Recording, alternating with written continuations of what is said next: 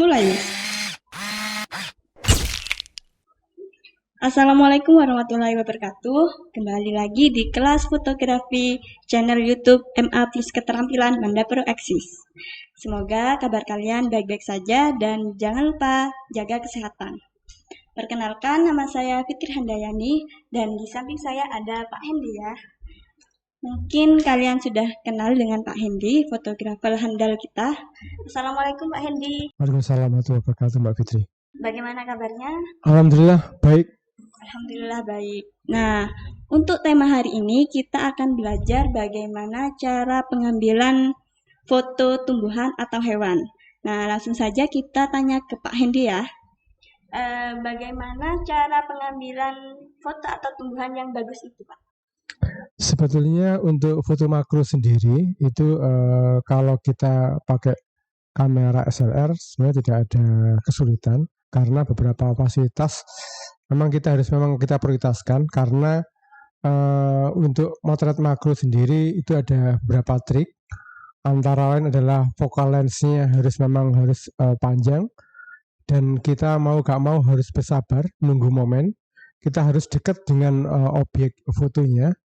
Kalau itu memotret bunga, jangan lupa kita jangan terlalu jauh dengan subjeknya, karena ketika terlalu jauh akhirnya nanti subjeknya akan menjauh dan ini kurang bagus untuk penyampaian secara visualnya. Jadi saran saya usahakan mau gak mau kita harus mendekatkan kamera kita ke objeknya untuk mendapatkan detail-detail dan warna, terutama kalau untuk memotret tumbuhan atau bunga. Itu dari saya. Mungkin Pak Hendi punya contohnya dari foto hewan atau tumbuhan? Ada sebagian.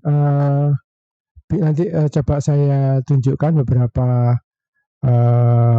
contohnya. Contohnya mungkin ada contoh yang pertama, foto tentang hewan. Ini kita motret dekat sekali karena ini kurang dari 1 meter jaraknya, jadi kurang setengah meter. Ini saya mengambil dengan kamera dengan Android ini, jadi kita hanya mendekatkan saja. Tapi jangan lupa untuk meteringnya dan fokusnya itu harus kita titikkan kita kunci pada subjeknya. Misalkan subjeknya itu adalah seekor capung, jadi kita harus kunci capungnya biar tidak bergerak kemana-mana.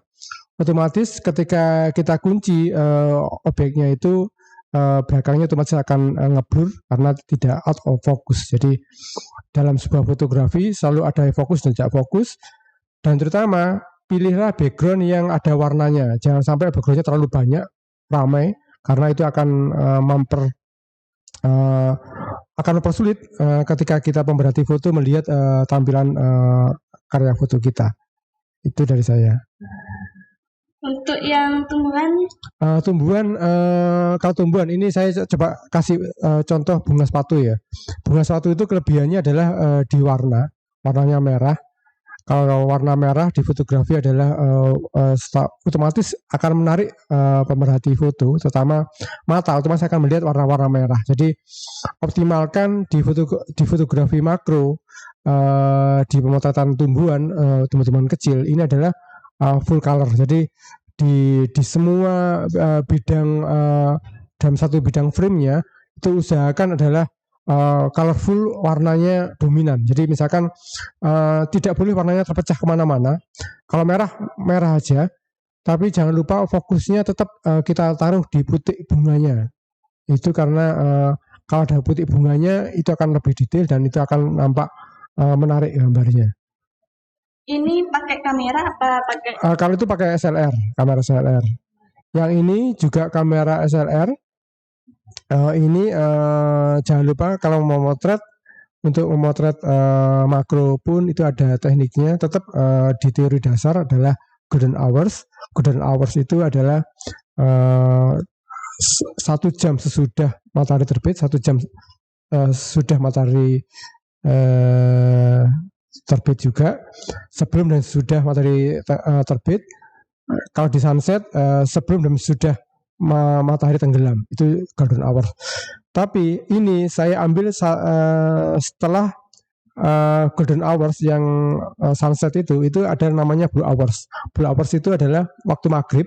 Ketika maghrib itu secara kasat mata sebetulnya langit itu adalah ada perubahan warna. Nah, perubahan warna itu adalah warnanya biru. Itu warna-warna langit plus blue hours itu. Terus jangan lupa kita dekatkan, kita close dengan subjek bunganya. Jangan lupa untuk memberikan cahaya yang terang harus ada fill-in flash. Fill-in flash itu adalah cahaya pengisi untuk kita ambil flashnya kita cahayai di bunganya biar warnanya muncul. Dan jangan lupa di fotografi juga ada yang namanya teori sederhana. Jadi semakin warna yang kita tampilkan ada sederhana, itu hanya ada 3 warna di sana, ada merah, biru, dan hijau. Itu semakin mudah kita menyampaikannya, semakin mudah juga kita akan melihatnya. Jadi foto itu akan menarik dan bagus ketika yang melihat foto itu simple dan melihatnya gampang. Ini yang teori yang tadi seperti Pak Indi ucapkan, Pak Indi ceritakan bahwa itu harus dominan warnanya hijau karena colorfulnya itu harus kita dapatkan. Tapi jangan lupa tetap kita kunci titik fokusnya ada di sebelah kanan. Secara komposisi tetap di teori segitiga rule of the third ya, komposisi per 3 itu. Itu yang harus difokuskan adalah yang sebelah kanan. Untuk pengambilan fotonya kita harus minimal berapa jaraknya, Pak? Tergantung objeknya. Kalau untuk foto ini di teori fotografi juga ada namanya fokus dan tidak fokus, gelap dan terang. Itu harus kita sampaikan. Dan kesederhanaan foto akan semakin mempermudah kita melihatnya. Di foto ini sebetulnya kita fokuskan adalah yang di sebelah kanan, karena di yang sebelah kirinya itu kita tidak fokus gak masalah, tapi harus ada yang fokus. Ini untuk menceritakan, untuk membuat perbedaan. Dalam satu frame harus ada yang terang, harus ada yang gelap, harus ada yang fokus tajam, dan tidak ada yang blur atau out of focus. Jadi out of focus itu juga dibutuhkan dalam fotografi karena itu untuk penyampaian pesan juga bahwa yang ingin kita sampaikan adalah subjeknya yang ada detail-detail bunganya dengan kelopak bulu-bulu seperti itu. Dan tetap colorful, tetap Pak Indi tetap senang memotret dengan kondisi colorful, karena dengan kondisi colorful daun yang biasa pun akan tampak lebih menarik, karena daun yang biasa itu adalah ini sebetulnya adalah sirih merah, tapi ketika kita tampilkan dan kita foto itu akan tampak sirih merahnya.